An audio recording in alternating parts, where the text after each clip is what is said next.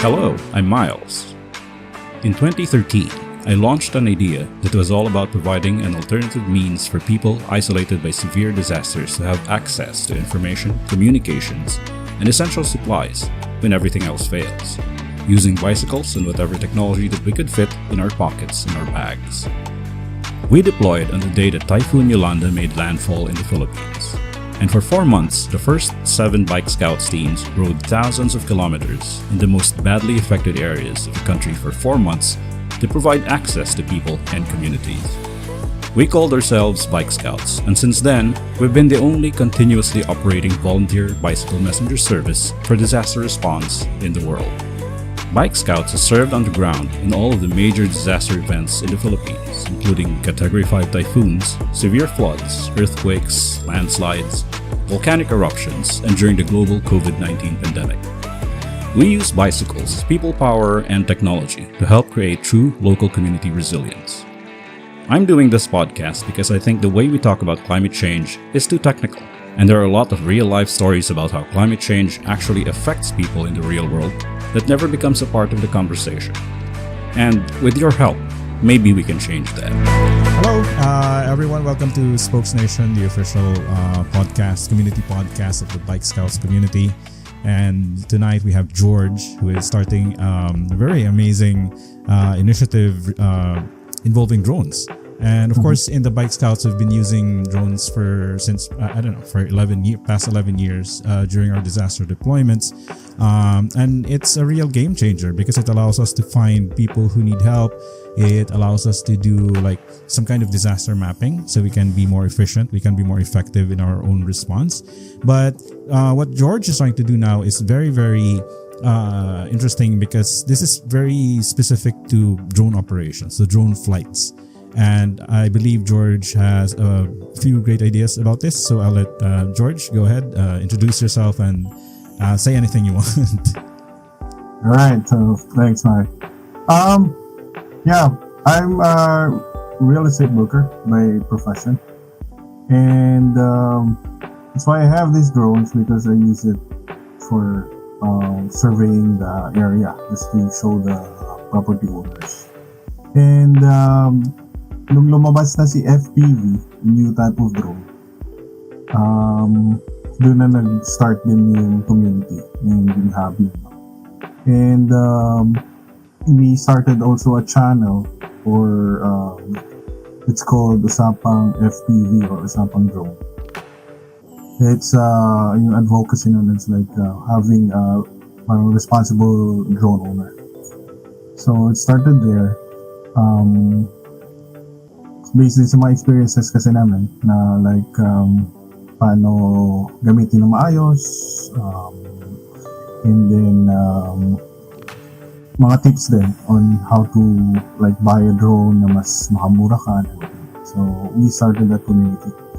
And now since may tuloy-tuloy yung bagyo,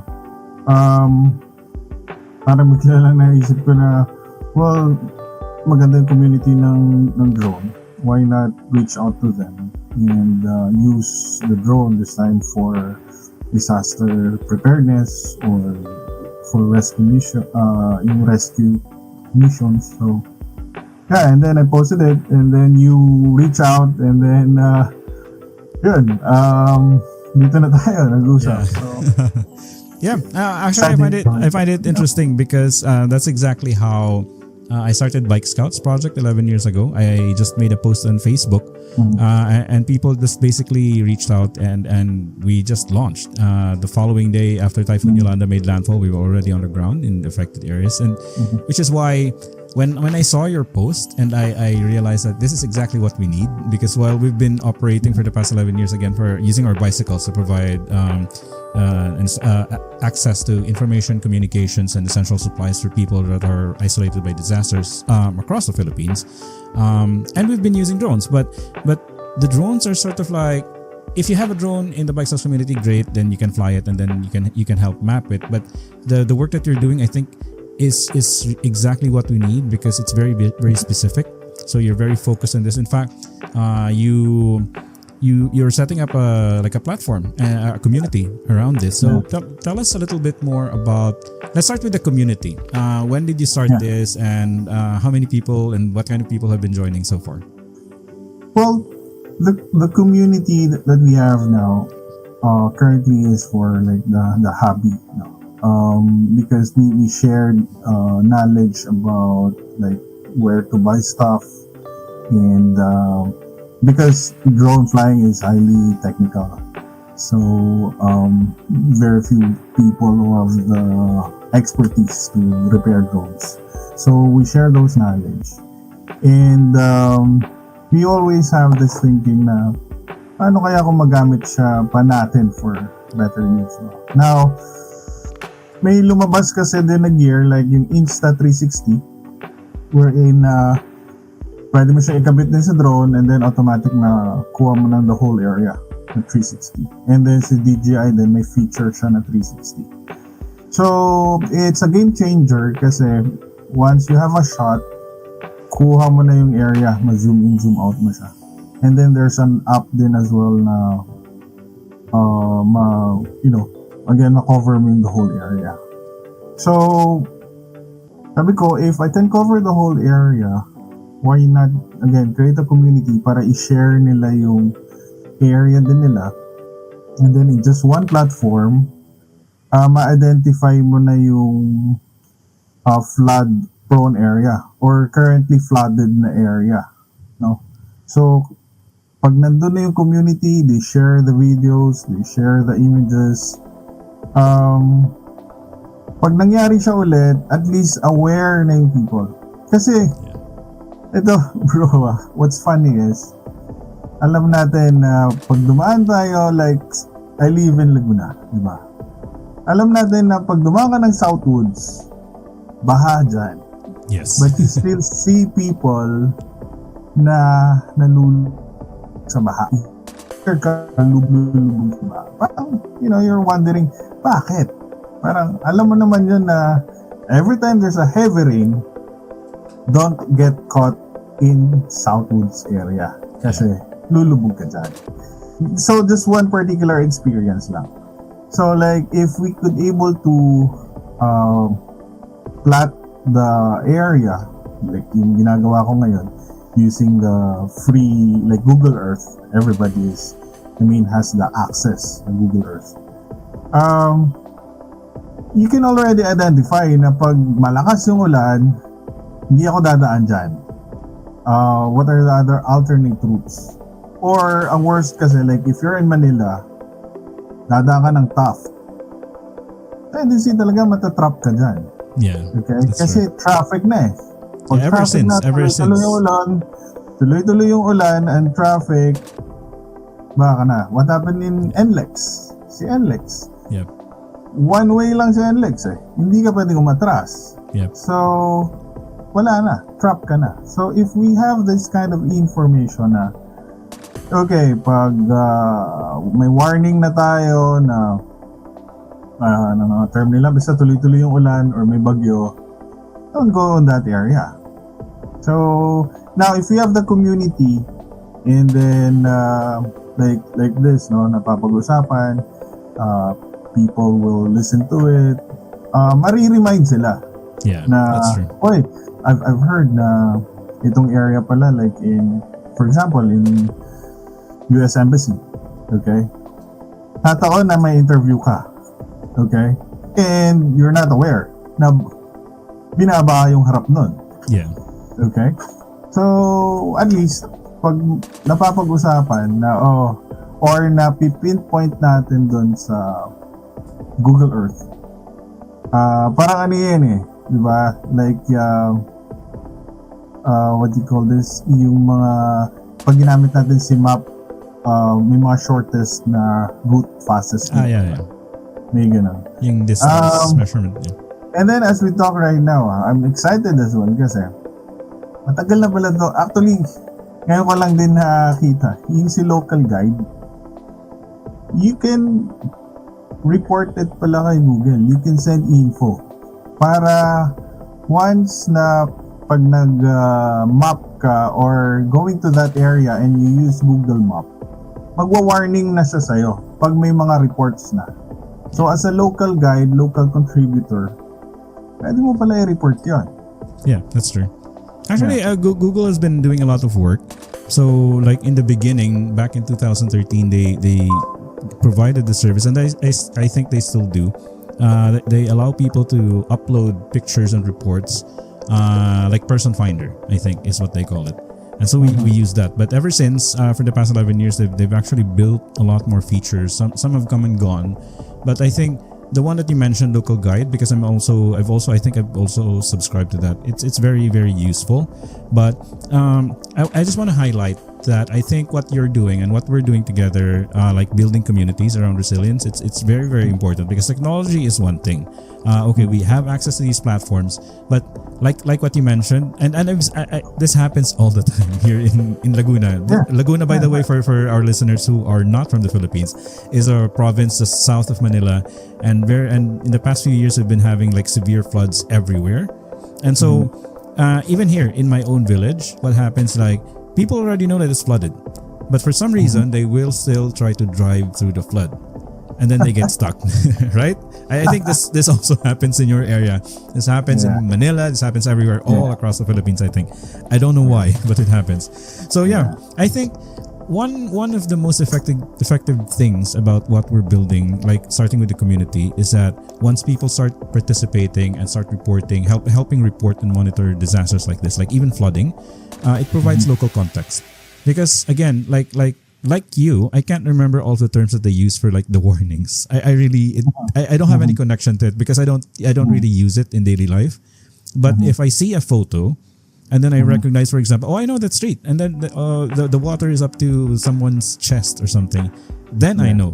Like immediately it registers with me that definitely I shouldn't go there. So for me, at least, I think that's one of the most important values benefits that people can get from what we're doing, is really local context. So yeah.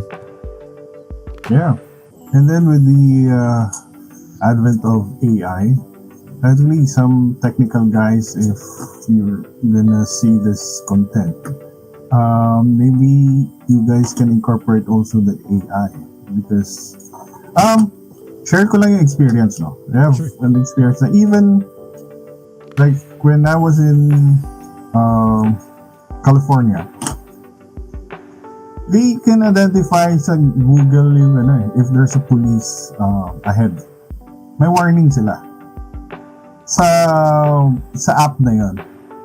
So, ang point is, if police mismo kung saan naka-station na kailangan mag-slow down ka, so why not, incorporate din sa flood? Yeah. Diba? Oops, wag ka na dumaan dyan kasi hindi siya passable.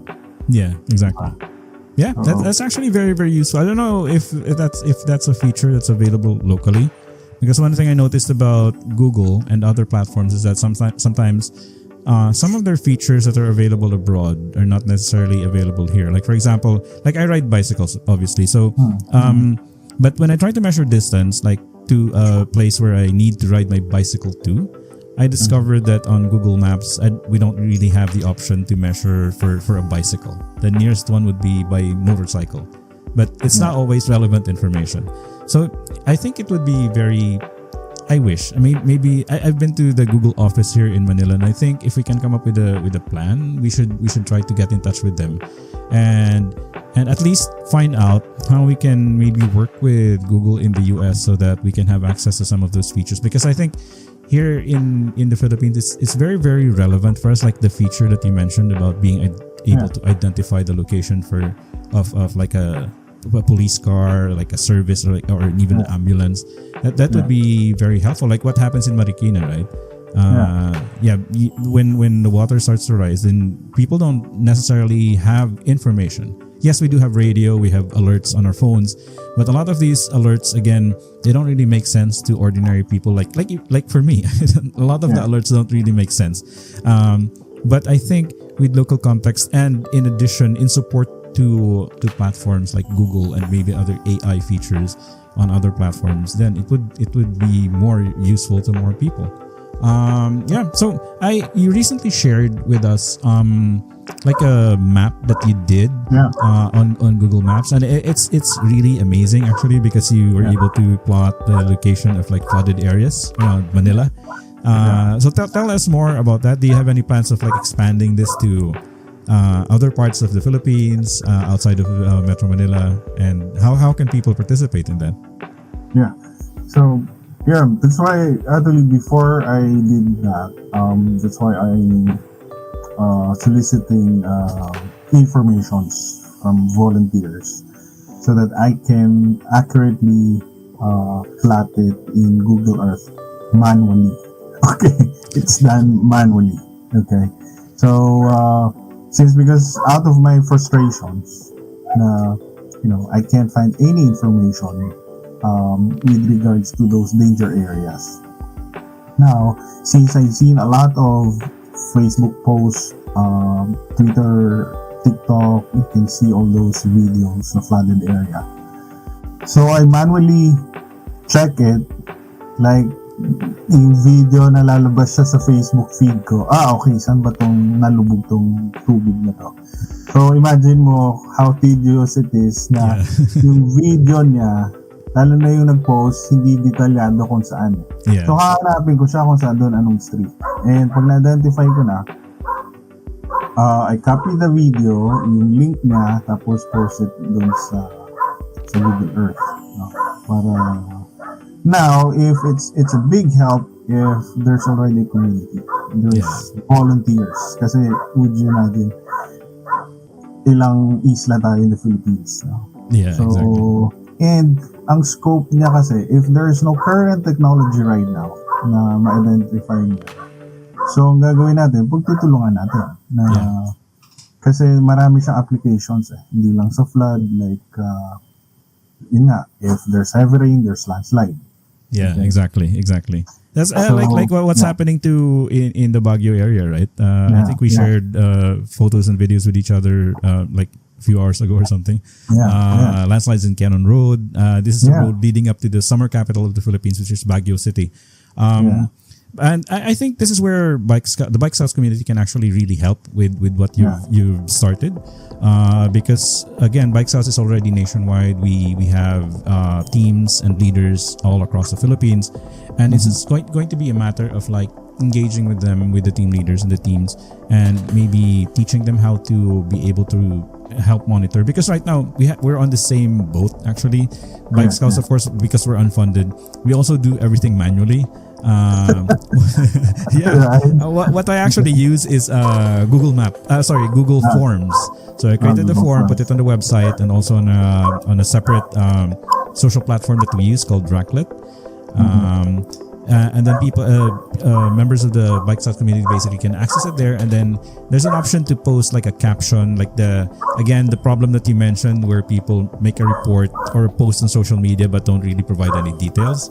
So the form has those like prompt questions where, where is this? Is there a landmark? How many people are there? Age, estimate of their age, so on and so forth. So that, and then an option to upload video or photo as well, because Google Forms allows that. And using that, we've actually been able to sort of like respond properly for like the 7 consecutive storms that happened last year, towards the end of 2024. And I guess because we've already built our own mobile app for disaster monitoring, but we need more funds to actually launch this. And it's AI enabled, and it will actually do this work. But until we get to launch this, then for now we're on the same boat. We're going to be using these free tools that are accessible to us, like Google Forms. And I guess it's just a matter of like how can we share this information. I guess I can add you to the, what do you call this, maybe the admin access to the Google Forms that we use during specific disasters, so that you can pick which photos and videos are relevant, and then just post that manually to the plotting Google Map. So I guess we'll have to do things that way. And I'm really hoping that maybe when people listen to this podcast and listen to what we're trying to build, I'm hoping that they would someone, even just one person with the means, can find it interesting and find value enough in it to sort of like support it, so we can do things better. Because we're already doing this, and on LinkedIn, for example, I've always been ranting. I've always been talking about how people make speeches about people should do more for climate action, and I always say that, but people are already doing more in the community, especially here in the Philippines. It's just that we don't have the means to do them properly. That's why we need support. So I don't know if you have any experience related to this, but if you could tell us anything about that. Sabi ko nga parang just one small step and it makes a difference. Kumbaga, like for example, this is a simple hobby and then you have a drone. And would you imagine if all these drone operators will volunteer? I mean, there's mas madaming yung awareness. Now, and then speaking of that, when I posted it to several groups, nakakatuwa, no? It's if you already seeing them, they posted videos about the flood. Okay. So it steers in awareness na ganito nakalala, or it's year on year it's getting worse. Because I mean, people's gonna be aware if there's development in the area, yun din yung consequence. That's true. So kaya, like speaking yung pag-usapan natin before, like yung mga mountains natin nakakalbo, alam naman natin yan, given na yan. Pero this year ba, 2025, to what extent na ba yung pagkalbo niya? Baka hindi natin alam, nasa tabi na ng villages natin. And pag there's a heavy rain na tuloy-tuloy, hindi siya natin nakikita, bigla na lang mag-landslide and mag-flash flood. Diba? Exactly. Because walang nakakaalam what's going on up there. Exactly. Kasi bundok yun eh. Exactly. I think this is a situation that people who live in areas like Montalban, I forgot, Rodriguez, in Rizal, I think they know this very well, because in their own community, of course, they don't get to see the actual landslides. They don't get to see the actual source of the flash floods that affect their villages and their communities. It happens farther up the mountain on the Sierra Madre. And of course, Sierra Madre, as we know, especially once facing Metro Manila, there's like a lot of quarrying, there's like a lot of mining, there's like a lot of extraction activity that's happening. And yeah, I mean, it contributes to progress and everything. But the point is that because of all these things, I think everyone agrees that this contributes, this adds to the problem of flash flooding and landslides. But again, like what you mentioned, people sometimes don't realize the danger because they don't get to see. And I think, like when the reason why, one of the reasons why I reacted to your post and reached out to you is actually because of the visual, because of the picture that you posted of a drone flying over a flooded area. And I think the images that we can share using drones, it's much more impactful than just looking at maybe a picture of someone wading through the flood, because there's this tendency that if you see someone like in waist deep water, you're going to think that, oh, it's okay. I mean, we see that all the time. That happens to me also, so it's normal. But like when I saw your photo and then I saw this entire, I think it was a town, and then it was just flooded, like everywhere was flooded. There was nowhere for anyone to go. That created a different kind of impact. That sort of like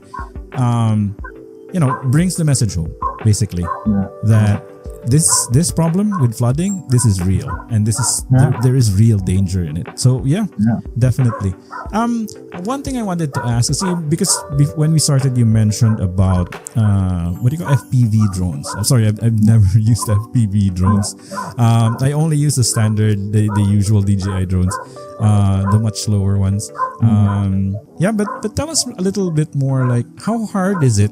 And how expensive is it to operate and to own like an FPV drone?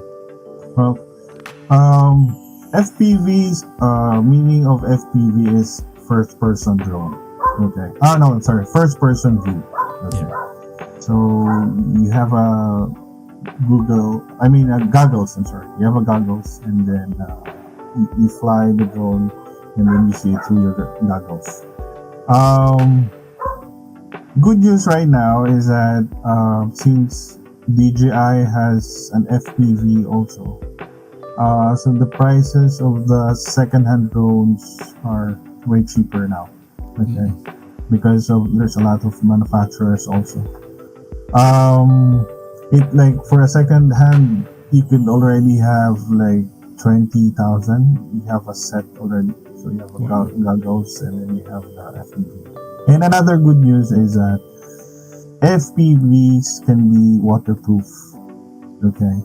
So, unlike if you're gonna buy a waterproof drone for the rescue mission, it costs you more than 100,000 pesos each. Which is too much. It's pretty expensive. Yeah. So, few people can use it. Now, if we can train like rescue volunteers to use the drone, it's cheaper, and it's like the same tool, same purpose, way cheaper. Like again, this is 20,000 pesos. You already have that now for rescue missions. Okay. There's actually something that I wanted to ask actually now that you mentioned that, because I'm actually surprised that the price of FPV drones have dropped significantly, because when the first time I saw it, I was thinking like, I'm never going to be able to afford this, so that's why I sort of like stopped it. Right. When especially when DJI first launched their own FPV drone, I looked at it. It's like, wow, this is way expensive. But I've seen people in the entertainment industry who use FPV drones, and I noticed that for them, maybe because they're professionals, they actually build their own FPV drones. So I don't know if we do that here in the Philippines as well, or if anyone knows how to do that here in the Philippines and can teach it. And then the second question is, can we also build our own method to sort of like boost the signal for FPV drones? Because I'm thinking, like, especially for disaster areas, it's the launching point may not necessarily be close enough to where we need to reach to find people that need help or something like that. So yeah, is there a way for us to maybe build locally, or maybe buy something locally that's affordable, so that something that we can use to boost the signal for these FPV drones? Well, in terms of signal,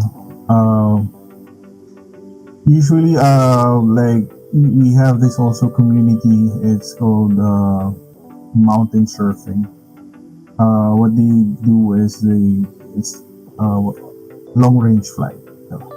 So base record is like around 12. I don't know. It's 12 kilometers.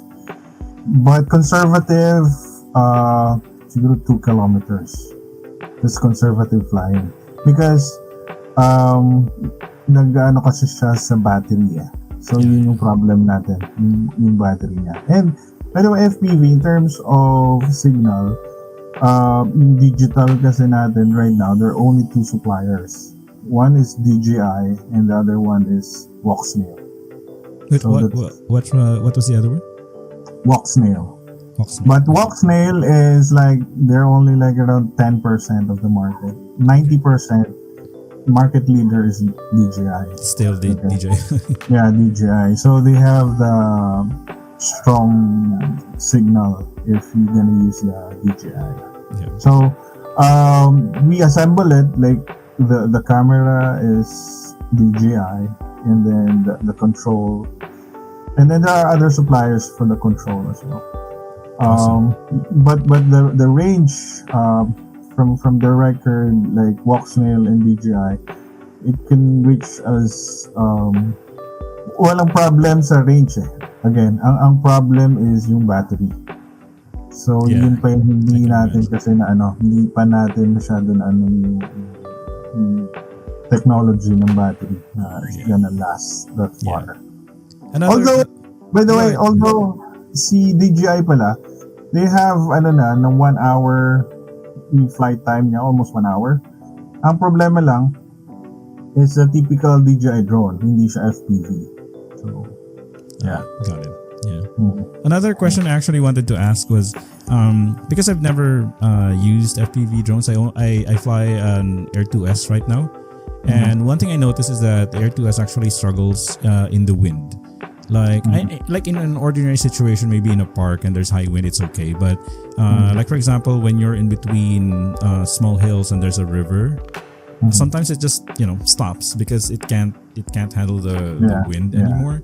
So compared to that, do you think FPV drones, from your experience, can handle the wind better? Yes, that's the advantage of FPV because you can customize. Okay, because they have different specs of motors, different spec of we call this the ESC. Disclaimer: I'm not highly technical with regards to this. I mean, we're both not. I know some people who are more familiar with this though.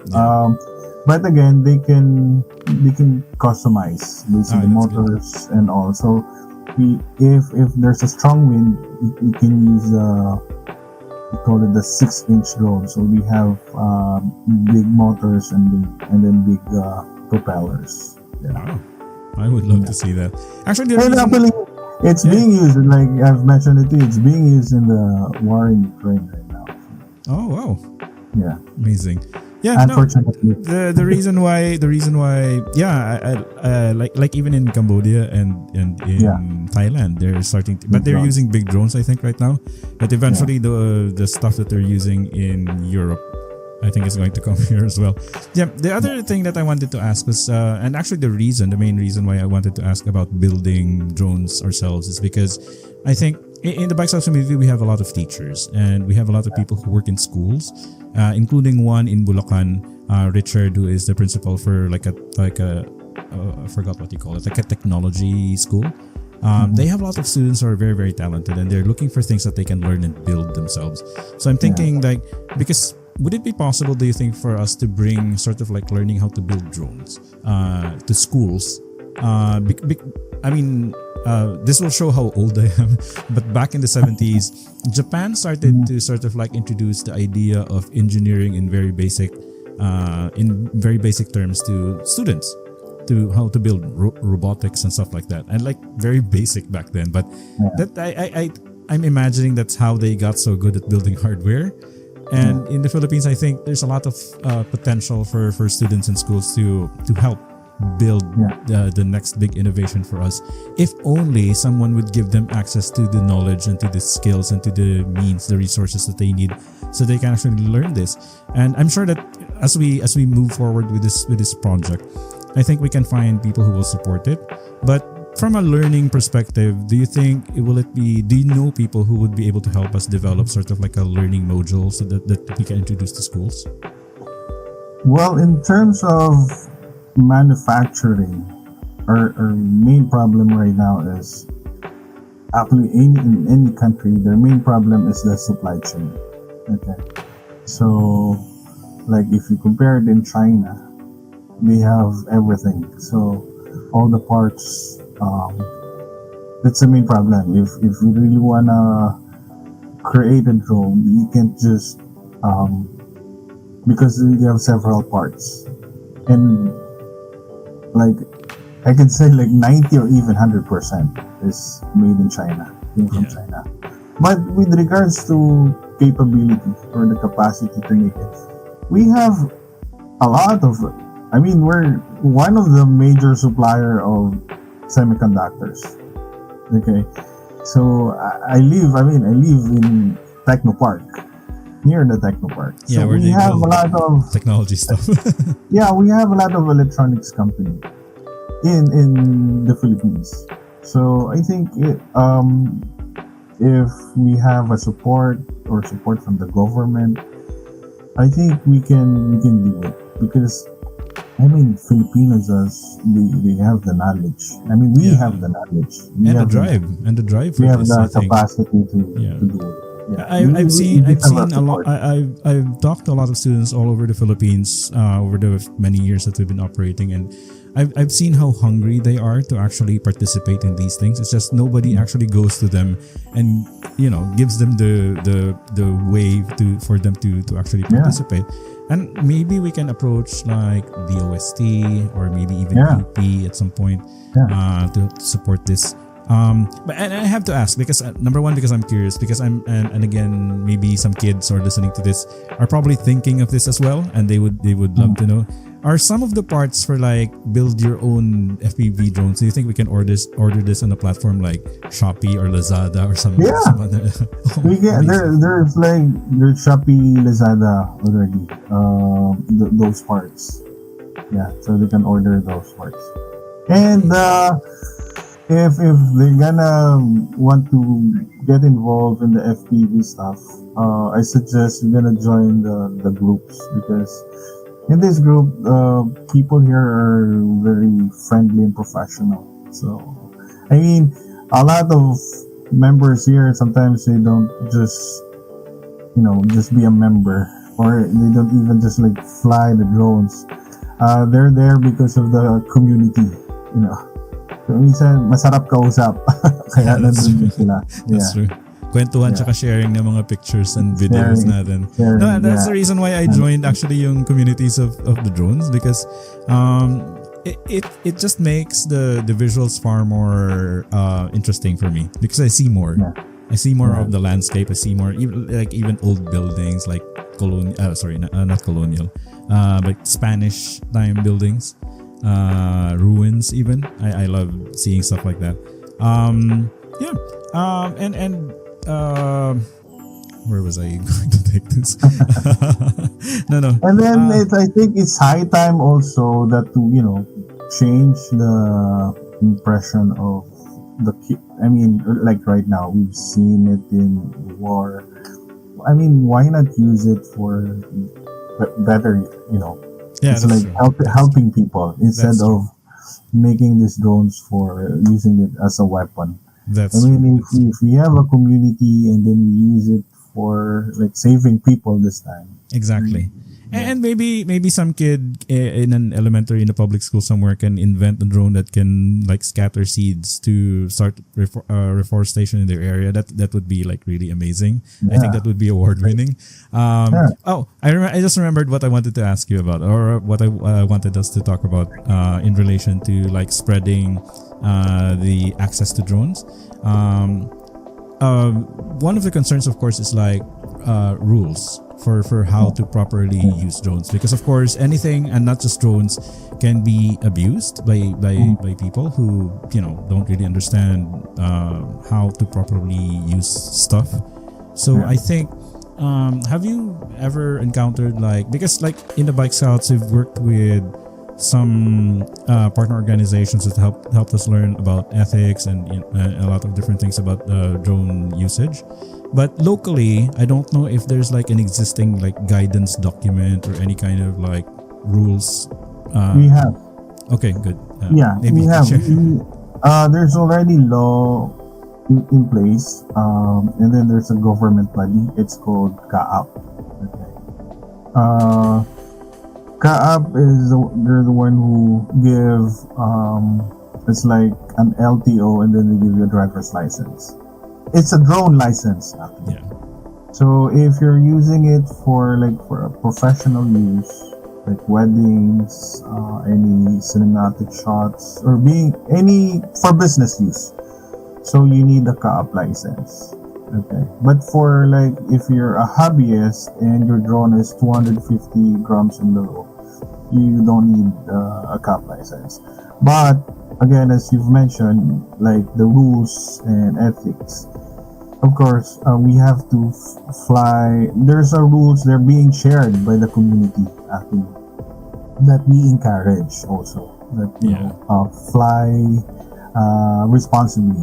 Okay, don't fly drones above people or crowded places, and then don't fly the drone above 120 meters. Yeah. Because that's the flight path of the airlines and helicopters. Yeah. So, and then again, if people will be aware that if there's the DJI, what do you call this? Because some people, they're not aware that it's possible that they will be traced, for example, if accidents happen. That's true. So pwede sila i-trace because DJI right now, the technology, meron kasi siyang GPS, di ba? Yes. And then naka-register doon. Yeah. That's why, that's the rule din ni Kaap na nire-register na yung drones.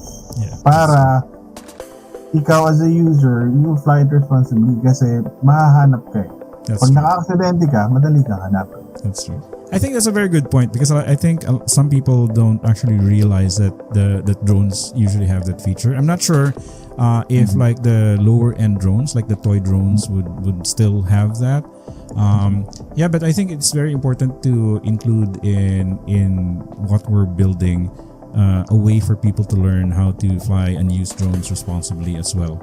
Because of course there will be some who will not listen to words of wisdom, but I think if we include this, I think there's a better chance for us to grow the community at the same time, make sure that everyone's like flying by the rules, so that we don't also have problems in the future. And for those of our listeners that are not familiar with CAAP, CAAP is actually I think the Civil Aeronautics Administration of the Philippines. I don't know if that's correct, but yeah, that's it.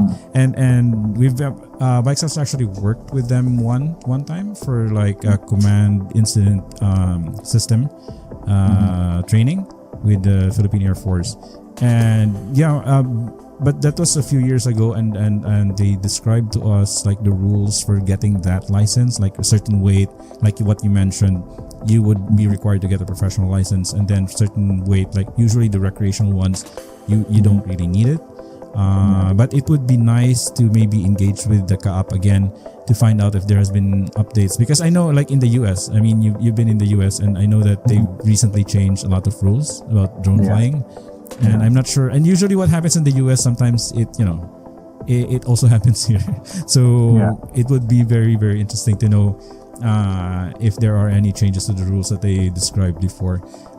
So going back to the community and the platform that you've already started, I think what people would love to know at this point is how can they actually get in touch with you, maybe, or maybe not you personally, but maybe with the project. How can they participate? How can they sign up, maybe, or even? Well, ito yung sabi ko sa kanila.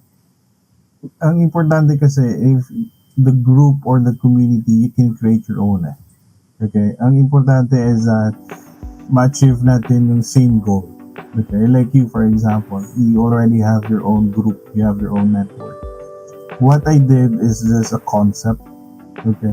Na if I started it, and someone will replicate it better, okay, on their own community. Now, if they wanna join what I'm doing, well, they can reach out via like social media, like Facebook. Like currently, I have the group. It's called Flood Watch. So I can share the link, and then you can share some information in that group. Okay, that's what I'm doing. But I'm encouraging as well other groups that you can create, because mas marami, mas better. Kasi nga, yung community kasi, like within the area, mas madali kasi mag-usap. Pag, there's a bigger scale, and then there's also a micro na level na para mas mabilis yung info. That's true. Diba? Like, kasi masingit ko lang, like media for example. Ang media kasi, pag naglabas sila, on a wider scale, pinipili lang nila yon. Kumbaga, on a national level, wala silang info na on a street level or barangay level. Yeah, exactly. Na, ano doon, na ano na. Yeah. Alam mo yan? Yeah. Yung sa Village 1, na anod na doon. Yep. Diba? So if you have that kind of No, that's a very important point actually, because what people don't know that here in the Philippines, like I'm sure even in your area, I think you're in Santa Rosa, right? I'm in San Pedro. In my community, practically everyone knows everyone else. Like maybe not personally, but they definitely by face or by first name or something, because we see each other when we go to the sari-sari store or the bakery or somewhere. We sort of know everyone in our community. And so like, if we have this community, it would be super, super helpful in providing local context to disaster. Because for the longest time, I think local context has been ignored. because of the traditional preference for like high level information and stuff like that, which is very, very helpful for like if you want to learn about disasters, if you want to do like high level management. But on the ground, in the communities where we actually live, like where our families or our neighbors or our friends actually live, we need like a more human approach, I think, to information. And visual, for me, I think is the best. Because again, going back to your very good example about people seeing the warning, getting the warning, but then, you know, us Filipinos, we tend to think like, oh no, we can make it through. It's okay. And then we don't. Right? Yeah, we get stranded and then we need help. They're stranded. Yeah, exactly. So yeah, very, very, very amazing initiative. And I think for now, we're going to end it here. We're going to do these podcasts, and hopefully, George, you'd be willing to do this like with on other episodes. I'm hoping we can do this continuously so that we can provide like information, awareness, and education for people, but in bite-sized pieces, because you know. These days, our attention span not very long, so I think this is a very good start. And I think we've covered all of the most important parts of the initiative that we're and the community that we're trying to build. And hopefully, in the next episode, we'll be able to talk a little bit more. Maybe, well, it depends on what you think would be the next best thing that we can talk about. Like maybe the education component. Maybe we can talk about where people can actually source this, like what you mentioned, Shopee, Lazada. You can actually buy some of the parts already. And I think if we can give people, and especially kids in schools, if we can give them like a starting point, I think more would be really interested in participating in this. So yeah, if you have any other parting words, please feel free to go ahead. Very simple lang, no? Kumbaga, one step at a time. I mean, one small step, it can create a difference, no? So, yeah. I hope sino makikita nito can keep in touch, and then we'll create a community. Yeah. Awesome. Yeah, thank you, George. So until next time, this has been Spokesnation. See you again.